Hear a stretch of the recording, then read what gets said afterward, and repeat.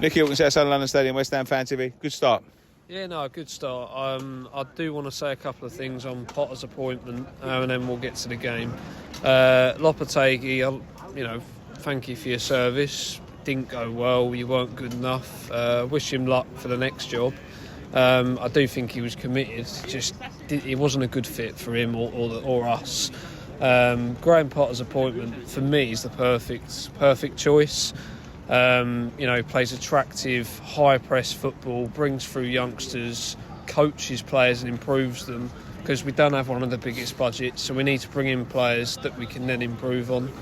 And that's something that we've probably lacked for quite a while, is coaching players and improving. You can see that tonight. There's a lot of coaching. You can see it. Even at the Villa game, you saw an instant impact. But obviously that happens all the time in managers, that kind of first few weeks you get that boost. Obviously we need to see that throughout the season. But what I would say is the board are a disgrace for the way that they handled the appointment. I agree. It's so disrespectful to Lopetegui. I mean, he never calls the fuss.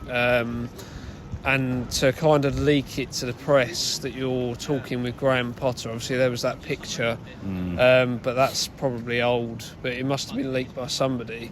And it's an idea. And it's always leaked. Why is it always leaked? Why can we never do business in? Well, when the man at the top sending the emails, then they're always going to be leaked. Yeah, but it's almost like it gets a kick out of the attention and the controversy. Yeah. But look, I don't want to be too negative, because we've just watched a very good game of football, especially for the neutral. Bit nervy at the end.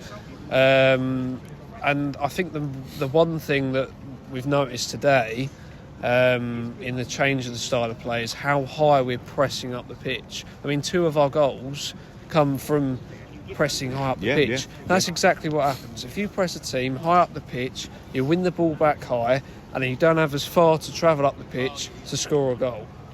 2 of our goals have come from that today. Our actual football at times, especially in the second half when we were 3-1 up, was a lot better than what it has been.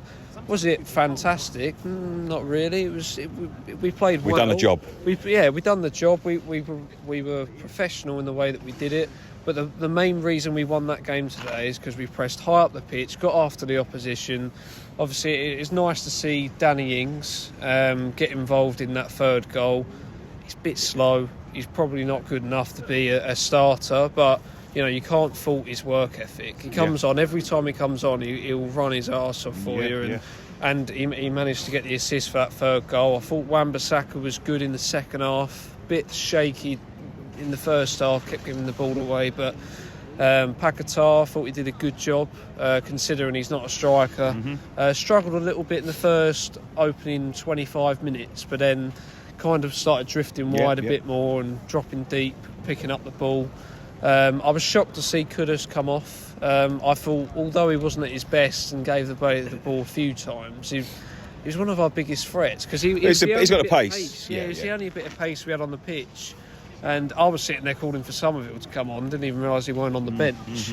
But it just shows how many players were missing through injury. You've got Tadibo, Somerville, Antonio, Fulcrook. There's a long list of players that we're missing. It's nice to see Scholes get another outing. I thought he was fantastic against Villa, and he looked decent when he come on. Obviously only got 10 minutes, but overall I thought we played quite well. I'm still really concerned about us defensively. I mean, Mavropanos, for that first goal, he's got to clear it. It's not difficult. He's leaving it for the goalkeeper. That's a cop-out. You have to, as a centre-half, you have to, if you're not too sure, unless the keeper screams for it, exactly, it is your responsibility to clear the ball and remove any danger from the situation. And he doesn't do that. The keeper, it's not the keeper's fault, because if the attacker gets something on the end of it, then he's in no man's land. So it's not his fault. The second goal, although it was basically the same, it's more kind of looped over the defenders, and you can't really blame anyone for that. It's one of those. But I do worry about us defensively. But I worry even more about our striker situation. We have to get a striker. I know Potter's kind of downplayed it a little bit, but he'll know that we need a striker in this window more than ever. Whether that's someone on loan or we go and buy someone, I don't mind, but we need a striker that is hungry for goals, willing to press, can link up the play, and obviously there ain't many out there. Someone like a Ferguson from Brighton, or we need a striker with a bit of power and pace, not someone who's sluggish. We've had Haller, we've had Fulcrook now, Skamaka. They're all these tall kind of like sluggish, slow, graceful footballers. It's like, oh come on! But we Let's need have someone a striker with a bit of who's raw power. going to like a bit like Bowen. Bowen, most of his goals are running off the back of the defender. We need a striker that can do a bit of everything.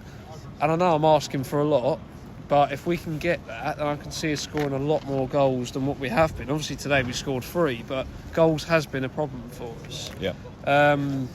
Defensively we have to improve, but I think that will come with time. We probably need a centre-half to replace Mavropanos. Hopefully that can be Todibo when he's fit. But overall, I'm pretty pleased with how we played, and I see Graham Potter taking us far. We've got to give him time. There's going to be a few iffy results.